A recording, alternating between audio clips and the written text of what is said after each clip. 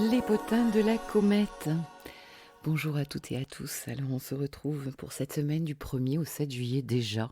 Déjà les amis, nous sommes en juillet, on a du mal. Alors aujourd'hui je tourne la vidéo, nous sommes samedi 29. Et eh bien dans le sud, il y a un brouillard, comment dire, c'est Neptune, c'est du fog. Et puis ce sable terrible là du Sahara. Bref, on a du mal à croire que l'été va arriver. Je regarde d'ailleurs les transits aujourd'hui. Pour rappel, Saturne rétro, ouais, passe rétro aujourd'hui. On a Vénus sextile Mars. Bon, ça, c'est un joli transit, hein, les deux amoureux du zodiaque, dans une ouverture. En Cancer, en Taureau, beaucoup de créativité. D'ailleurs, oui, c'est vrai. Et puis, demain, dimanche 30, nous avons Mercure sextile Uranus. Parfait. Parfait pour ce que je veux faire, tiens. Trouver des idées innovantes ici, on a envie, hein, on est passionné par quelque chose. On peut recevoir aussi de bonnes nouvelles. Alors les amis, comment allez-vous? Parce que je me marre, je me marre, je me marre. Il est où le soleil? Il est où d'ailleurs? Bref. Ça a été dur la semaine dernière aussi. En tout cas, moi je vois dans les séances. En fait, ma réflexion, c'est ce Neptune opposé Lune noire là. Waouh! C'est pas évident. Et d'ailleurs, en parlant de Lune noire, eh bien, merci d'avoir regardé la vidéo. Il y a pas mal de vues. Pour ceux qui ne l'ont pas vue, j'ai fait une vidéo avec ma consoeur Annick Blois sur la Lune noire qui va passer, enfin qui passe aujourd'hui d'ailleurs. Non, le 27, pardon. Non, je dis n'importe quoi. Ça finit le 27 mars et ça rentre le 29, donc c'est aujourd'hui en fait. Oh Christine, Christine, ça a l'air bien, bien vaporeux tout ça. Donc je vous invite à l'écouter. On a passé chaque signe, vous regardez votre ascendant bien sûr en premier lieu, pourquoi pas votre signe solaire. Quoi vous dire d'autre? Écoutez, peut-être en commentaire, si vous avez envie de raconter votre semaine. J'ai pas mal de Gémeaux en ce moment. Alors moi-même étant Gémeaux, j'ai cette semaine et la semaine prochaine Jupiter autour de mon Soleil. Alors intéressant à voir, il s'est passé de belles choses aussi. Mais les amis, Jupiter, le foie. J'ai eu une petite crise de foie. Bon, j'ai mis l'accent sur le chocolat aussi. Mais bon, mon foie n'a pas aimé. Et ce jour-là, d'ailleurs, ouais, il y avait Jupiter sur le Soleil et il y avait le Soleil conjoint Jupiter. Donc, double aspect, là, le foie, il a carrément dit non, stop. Bon, ça n'a pas duré très longtemps. On sent que on sort de jours difficiles et là, ça y est, cette semaine, vous allez voir, ça va se détendre. Et nous nous rapprochons de la nouvelle lune. Alors, ça va se détendre, mais avec quand même un aspect un peu chaud. On va voir, hein, on va y rentrer. Alors, nous commençons la semaine avec le soleil à 10 degrés Cancer. Joyeux anniversaire à tous nos cancers. Mercure à 28 degrés du Cancer qui s'apprête à passer dans un autre signe. Oui, mais lequel? Vénus à 17 degrés du Cancer, tout ça en Cancer. Hein. Donc on est vraiment dans là où la nouvelle lune va se passer. Ah d'ailleurs, j'ai quelque chose à vous dire à propos de ça. Mars à 16 degrés Taureau. Bon, celui-ci, je pense qu'il nous aide à trouver l'ancrage, c'est bien. Jupiter commence la semaine à 8 degrés du Gémeaux. Hein. Donc, ça apporte beaucoup d'opportunités, de chances et de bonnes choses au premier décan du Gémeaux. Et Uranus se trouve à 26 degrés du Taureau. Oui, ce que je voulais vous dire, mais moi je suis trop contente, ceux qui m'écoutent toutes les semaines vont comprendre de quoi je parle. Enfin, les choses reviennent dans le bon ordre. Pourquoi? Je parle de quoi? Je parle de la nouvelle lune qui se passe samedi à 14 degrés du Cancer et donc la pleine lune va se passer dans l'axe Cancer-Capricorne. La normale des choses, les amis, les valeurs peut-être qui reviennent dans nos énergies. Et ça sera comme ça pour les mois à venir. Enfin, ça faisait plus d'1 an qu'on se tapait une nouvelle lune dans un signe et une pleine lune dans un autre signe. Pour moi, il y avait un truc qui n'allait pas. Ça m'allait pas complètement. Bref, ça se fait de champagne. Je pense que on va le sentir. Je pense. Allez, on y va pour les aspects de la semaine. Donc, mardi 2 À 9 heures, tiens, Lune conjointe Uranus. Ou un petit réveil dynamique, hein. Bon, un émotionnel un peu branché sur le 220 volts, on verra. Alors, nous avons Neptune, la planète Neptune qui rétrograde, qui va rétrograder de 29 degrés Poisson à 27 degrés Poisson. 2 degrés, les amis, jusqu'au 7 décembre 2024. Ça veut dire quoi? Ça veut dire red flag, peut-être, pour les fins Poissons. En face, les vierges, les fins vierges, hein. Si vous avez des planètes entre 27 et 29, ben là, vous êtes carrément concernés sur ce que je vais dire. Et puis, qu'est-ce que nous avons au carré? Nous avons les fins Gémeaux et puis les fins Sagittaires. Et on voit bien que cette croix à la mutable a beaucoup souffert justement avec ce que je disais en début de vidéo, c'est-à-dire la lune noire qui est passée à l'opposition de Neptune. Donc pour peu que vous ayez en plus des planètes sous Neptune et sous la lune noire ou au carré, hein, en Gémeaux, en Sagittaire, d'ailleurs j'ai vu dans les commentaires de la lune noire des personnes qui disaient que waouh, c'était très chaud ce qu'elles vivaient. Ben oui, ouais, je pense. Alors, qui dit rétrogradation dit introspection, dit intériorisation. Donc, ça peut aussi nous aider à sortir d'illusions. Neptune, c'est aussi les rêves, mais mal placés.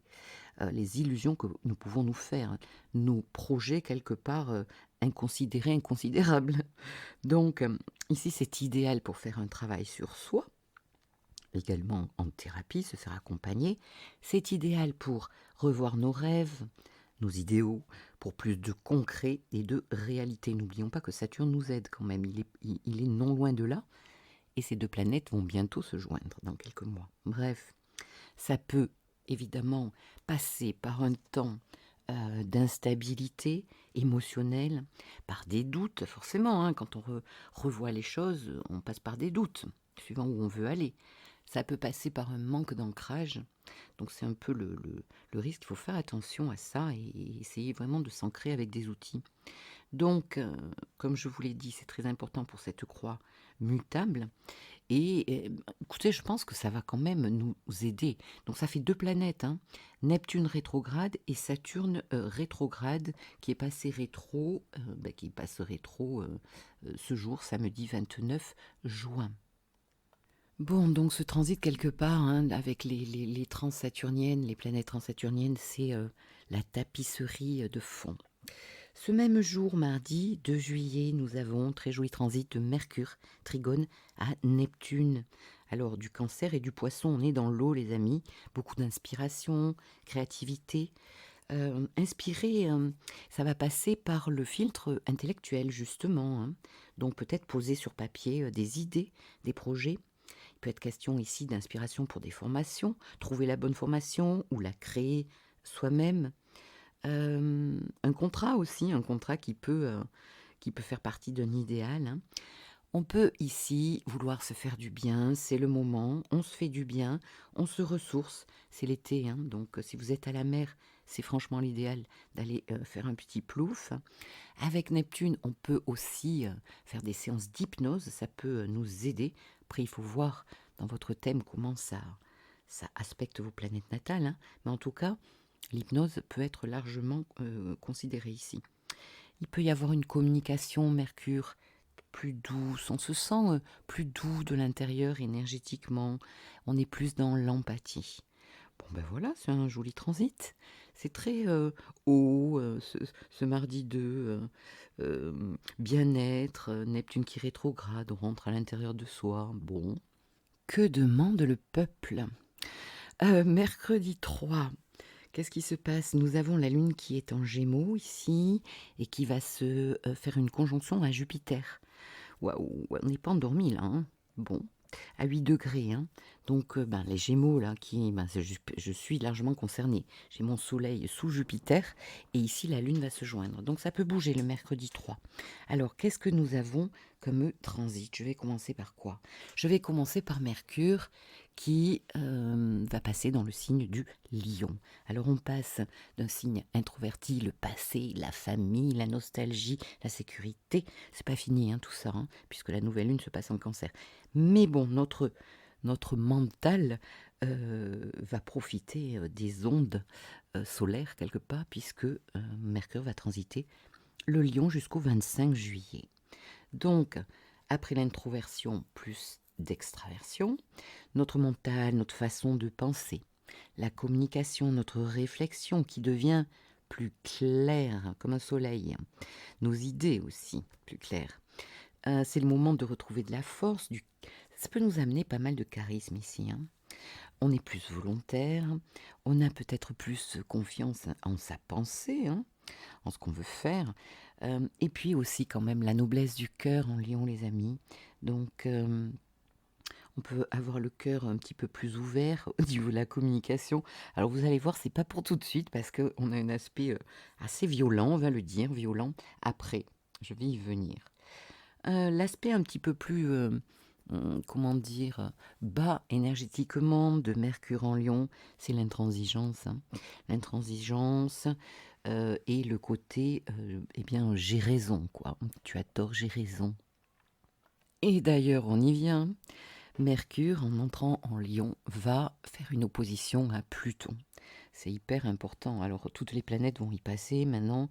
Ce jour-là, c'est Mercure. Donc, c'est notre mental, notre communication. Je pense que ça va se passer beaucoup plus au niveau de la communication. Donc, 1 degré Verseau pour Pluton, 1 degré Lion pour Mercure. Donc, vous regardez, les premiers décans de la croix fixe vont être concernés ici. Les premiers décans Taureau, les premiers décans Scorpion, et puis Lion et Verseau, bien sûr. Alors, ici, on pourrait prendre la mouche. Le lion est très sensible. Donc, Mercure en Lion, il aime bien expliquer aux autres aussi sa vérité, surtout face à Pluton. Eh bien, il peut dire ses 4 vérités, mais par contre, si on lui renvoie les siennes, eh bien, il va être beaucoup plus susceptible. Donc, forcément, ça va faire des discordes, des problématiques relationnelles. On pourrait aussi bien sûr avoir très envie de convaincre quelqu'un pour quelque chose, en passant par quoi? Eh bien l'abus de pouvoir, Pluton, la manipulation, Pluton, le chantage, Pluton.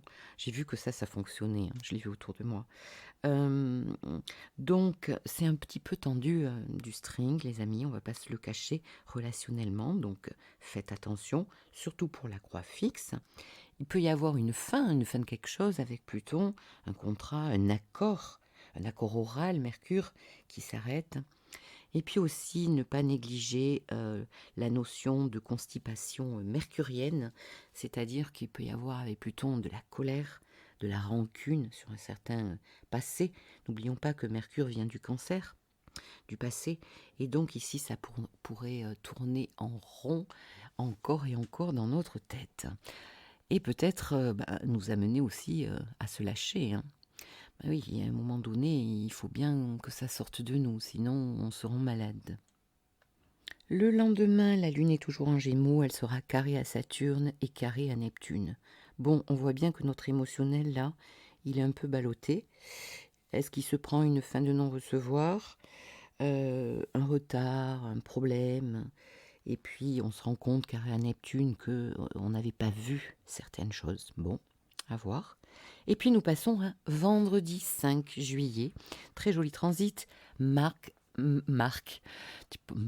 est-ce que je connais des marques? Pas vraiment, du passé, oui. Bon, Christine, reprends-toi. Mars sextile à Saturne. 19 degrés. Taureau et Poisson. Donc ici, il est question de notre action, de nos désirs, de ce que nous voulons. Mars en Taureau, il lâche rien, je l'ai déjà dit, il est courageux, il est bien décidé ici avec Saturne à concrétiser quelque chose. Et peu importe le temps, prenons le temps, puisque avec Saturne, ça peut être vraiment sur du long terme. Mais en tout cas, on peut ici planter la graine avec du Taureau, c'est très fertile, avec le Poisson, créatif, pour un projet, pour une idée inspirante. Et puis aussi, ce Mars en Taureau, là, avec Saturne, il peut nous aider à nous réancrer à une réalité. Nous passons à samedi 6. Eh bien, c'est la nouvelle lune, les amis. Le soleil rencontre la lune, et donc, en conjonction, hein, et donc nous avons la naissance possible à 14 degrés Cancer, donc tous à vos thèmes nataux, là, pour les astrologisants. Où est-ce que ça se passe? Dans quelle maison? Alors franchement, je ne sais pas si je ferai une vidéo, justement, parce que je suis assez débordée, hein, parce que j'ai pas mal de choses sur le feu. Et bon, je peux pas être partout au niveau énergétique, je peux pas être partout non plus. Il faut faire des choix. J'essayerai, mais bon, c'est pas promis. Donc ici, la nouvelle lune Cancer, quand même, quelques mots. Ça nous parle de famille, de foyer, de maison, de naissance de quelque chose, d'un enfant. Ça nous parle aussi beaucoup, socialement, on voit bien quand même ce qui se passe, hein, ce week-end, premier vote, et le week-end d'après d'ailleurs, lors de la nouvelle lune, ça sera le dimanche 7 que nous voterons une deuxième fois en France. Donc ça nous parle de sécurité, de clan, de cocooning. C'est très émotionnel cette lune Cancer. Et on aura peut-être besoin de revenir à soi, à ses bases, à sa famille, à son clan. Le passé, les personnes du passé, des situations du passé peuvent revenir pour être plus profondément résolues ou traitées. Ça me fait penser, ça c'est un moi, vous voyez. Alors justement, le petit scoop, mais je le redirai, j'ai déménagé mon cabinet là où j'habite, donc si jamais il y a des personnes qui m'écoutent sur Astro Psycho Enjoy, eh bien je travaille sur la grande motte, voilà. Et donc tout ça pour vous dire que c'est un mois en fait pour faire idéal, pour faire du reparentage pour les personnes qui en ont besoin. Donc remettre de la sécurité dans le corps par un toucher thérapeutique, bien sûr. Alors ça se fait pas comme ça, il faut déjà avoir une alliance thérapeutique et ce sont des techniques. Mais en tout cas, c'est très très bon pour remettre de la sécurité et passer par le corps. Alors, qu'est-ce qu'on va se dire en conclusion, Christine, sur cette semaine? Il y a quand même pas mal de douceur, d'introspection. Il y a des choses à régler, hein. Ce Mercure-Pluton, là, il y a un truc à régler. Autour de mercredi, alors c'est pas le jour même, hein, ça peut être 1 ou 2 jours avant et 2 jours après, donc pratiquement dans la semaine. On finit la nouvelle lune dernière, la pleine lune dernière, et donc justement jeudi et vendredi, là, c'est pas le moment pour commencer quelque chose. Attendez la nouvelle lune du 6. Après c'est dimanche, donc bon, pour le travail, tout ça, vous n'allez pas vous mettre en action. Donc attendez le 8 pour mettre en forme certaines choses. Attendez le départ en fait, hein. La nouvelle graine pour la planter, eh ben, il faut que les énergies soient là aussi et pas en fin de cycle. Voilà, ben c'est fini. Je vais vous souhaiter une très jolie semaine et n'hésitez pas à mettre dans les commentaires, ça peut toujours aider les autres personnes. On comprend mieux. Moi, j'aime beaucoup voir, mais au travers de mes séances, je vois aussi ce qui se passe chez les gens. C'est vraiment passionnant de voir les transits et comment les énergies, en fait, peuvent influencer, hein. Ça influence, ça ne fait pas tout, mais ça influence quand même beaucoup. Très bonne semaine à vous. Au revoir.